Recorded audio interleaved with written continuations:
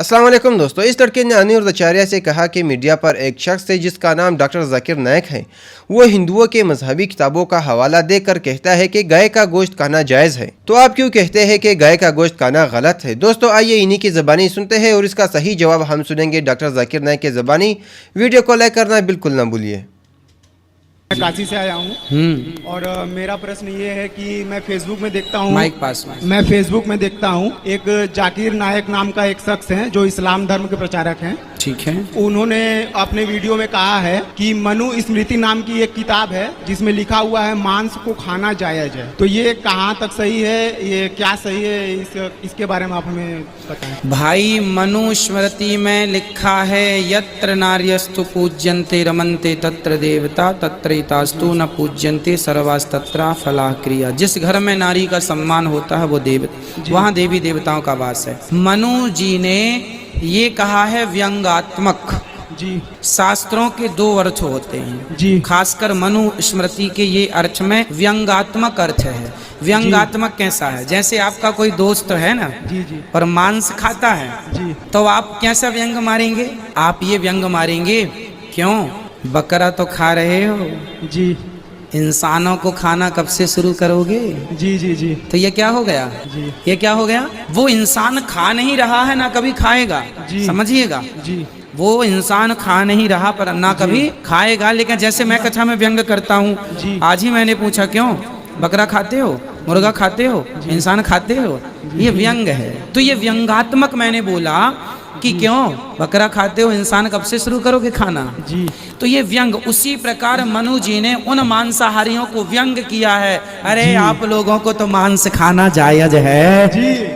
ये व्यंग किया। अब इसका अर्थ ये नहीं कि मांस खाना, अरे मनु जी ने कह दिया मांस खाना जाए, वो व्यंग चुटकियां ले रहे हैं जी। वो तो शास्त्रों का अर्थ ना यूं पढ़ने से नहीं आता बेटा। शास्त्रों का अर्थ गुरु चरणों में बैठ के परंपरागत समझना पड़ता है, तब वो खोपड़ी में घुसता है। यदि पुस्तकों पढ़ के कोई ज्ञानी हो जाता तो लाइब्रेरी से लेके पुस्तकें कोई भी ना ज्ञानी हो जाता। मेरा नाम महेश कदम है और मैं चिताकाम डी सेक्टर से हूँ। तो मेरे को ये सवाल पूछना है कि आज से 6 महीने पहले की बात है, मैं बहुत बीमार था और मैंने बहुत अपना इलाज कराया, लेकिन मेरे को कुछ फ़र्क नहीं पड़ा। तो मेरे को फ़र्क क्यों नहीं पड़ रहा करके ये बात को मैं बहुत सोच रहा था। तो मुझे मालूम पड़ा कि मैं जिस इलाके में रहता हूँ वो एरिया में गोश्त खाने के लिए मनाही है। तो थोड़े दिन के बाद मैं चिता कैम्प में आया। चिता कैम्प में आने के बाद में मैं जो बचपन से जो खाता था वही चीज़ को मैं रिप्ले किया और मेरी हालत सुधर गई। मेरा 16 किलो वज़न कम था जो बाद में लेवल में आ गया। तो बोलने का मतलब ये है कि ये जो मैं सवाल पूछ रहा हूँ आपको, ये सवाल मेरे लिए या गैर मुसलमान भाइयों के लिए नहीं है, स्पेशली मेरे औरत के लिए। ये इसके लिए क्योंकि इस वक्त वो आपको टीवी पे देख रही है। मैं तो आज इस्लाम कबूल करने वाला हूँ, तो मैं मेरी औरत को ये बताना चाहता हूँ कि आपका मैं एक बार पहले एक लेक्चर में सुना था कि इंसान का जो ये जो दांत होता है वो दांत की जो रचना की गई है वो गोश्त खाने के लिए भी है। और मेरे दोस्त लोग ने अभी बोला मेरे को कि 2 दिन पहले आपके लेक्चर में आपने बोला था इस्लाम हमको ये नहीं बोलता कि गोश्त ही खाओ तुम, समझे? आप परसों के दिन में मेरे शायद बोले थे कि गोश्त महंगा हुआ है, आप सब्जी भी खा सकते हो। तो मेरे को ये बोलना है, मैं उससे छुप छुप के गोश्त खाता हूँ जो मेरे को खाना ही है हर हाल में, क्योंकि वही मेरी बॉडी के साथ लेवल करता है। तो हाँ, क्योंकि मैं वैसा बचपन से मैं हूँ वैसा ही, लेकिन मेरी औरत हैंडीकैप्ट है मेरी औरत, और मैं उससे बहुत प्यार करता हूँ और मैं चाहता हूँ कि वो भी इस्लाम धर्म ले आपकी बात सुन के। अच्छा, दूसरी बात ये है कि उसको ये बोलिए आप कि आप इस्लाम धर्म कबूल कर रहे हो तो आपको गोश्त खाना कोई ज़रूरी नहीं है।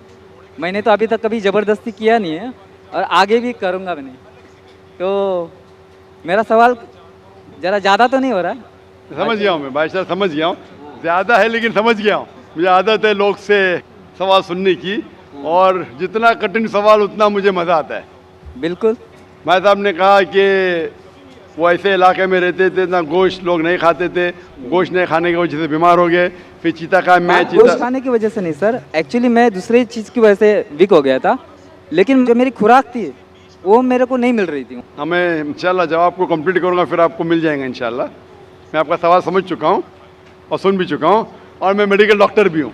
हाँ बराबर। मैं इस्लाम और कंपैरेटिव रिलीजन के अलावा एक मेडिकल डॉक्टर भी हूँ।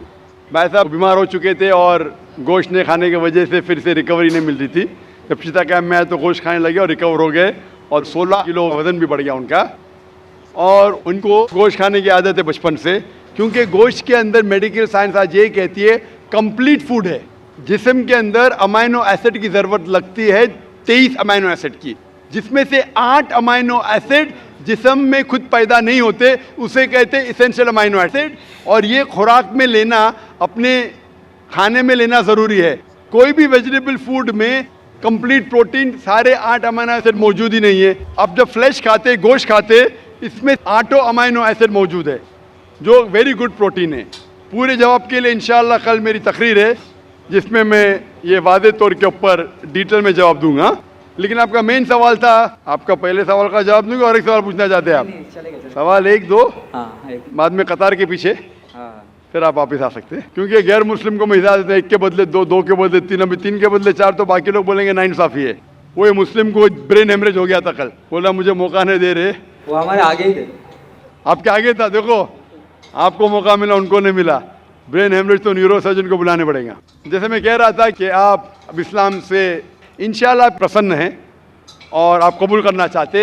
आप साथ साथ ये कहना चाहते आपके बीवी से कि नॉनवेज खाना, गोश्त खाना गलत नहीं। इंशाल्लाह आपकी बीवी से कहिए कि कल मेरा प्रोग्राम अभी लाइव टेलीकास्ट देख रही है, कल भी ये वक्त देखिए 6:15 से लेके 10 बजे तक के, इंशाल्लाह जवाब आपको मिलेगा। लेकिन ये कहना चाहता हूँ कि गोश्त खाना मुसलमान के लिए फ़र्ज नहीं है। किधर भी नहीं लिखा है कुरान या हदीस में क्या मुसलमान को गोश्त खाना फ़र्ज है। कई बार अगर आपका जिस्म गोश्त को हजम नहीं कर सकता है, कई बार कुछ लोगों में, तो उस टाइम गोश्त मत खाओ। आम तौर पे इंसान हजम कर सकता है। अगर आपको कुछ बीमारी है जिससे गोश्त की वजह से आपको तकलीफ होती है तो मत खाओ, खाना फ़र्ज नहीं है। लेकिन अक्सर आम इंसानों के लिए खाना अच्छी बात है। जो चीज़ हर इंसान के लिए गलत है, नुकसानदार है, वो हराम है। मिसाल के तौर पे शराब, शराब अक्सर इंसानों के लिए नुकसानदार है, गोश्त ऐसा नहीं है। लेकिन आपकी बीवी को अगर गोश्त पसंद नहीं है और उसे गोश्त का टेस्ट पसंद नहीं है या अच्छा नहीं लगता, वो बिल्कुल फिर भी अच्छी मुसलमान रह सकती है अगर मानती है कि खुदा एक है और बुत परस्ती नहीं करती है। मेरी औरत ये समझती है कि अगर मैं मुसलमान बनता हूँ तो मैं कंपलसरी गोश्त खाऊंगा और उसको भी खिलाऊंगा। तो वो आप अपने तरीके से बताओगे तो थोड़ा फर्क पड़ेगा। भाई को डर है क्या उसकी बीवी समझती है कि अगर ये भाई मुसलमान बन गए तो उसके लिए कंपलसरी और बीवी को खिलाना भी कंपलसरी, उसके लिए भी कंपलसरी नहीं और बीवी को खिलाना कंपलसरी बिल्कुल नहीं है। और एक बात कहूँगा मैं, भाई साहब आप ये कह सकते हैं कि मैं मुस्लिम बनूंगा, आप भी मुस्लिम बनेंगे तो मैं गोश्त खाना छोड़ दूंगा।